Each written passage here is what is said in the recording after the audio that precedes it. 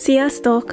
A mai videót a legkisebbeknek ajánlom, tartsatok velem és tanuljuk meg együtt, hogyan rajzoljunk tulipánt. Elsőre rajzoljuk a piros színünkkel egy nagy O betűt.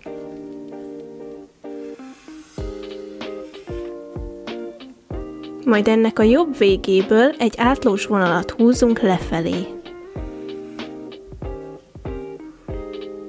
Ezt a lépést megismételjük a bal oldalon is. Most rajzoljunk ide középre egy háromszöget.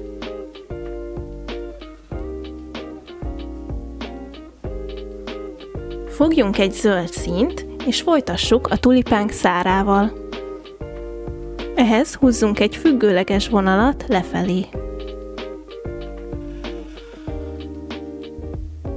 Már csak a levele hiányzik. Ehhez innen lentről húzunk egy ívelt vonalat felfelé,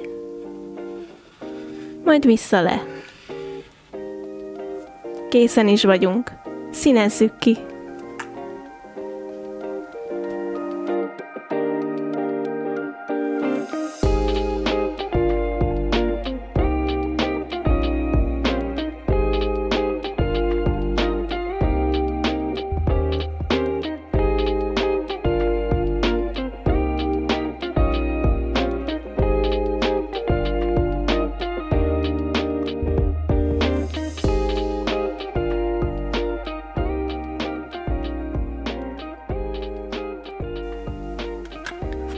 Remélem jól éreztétek magatokat, ne felejtsetek el gyakorolni, találkozunk legközelebb. Sziasztok!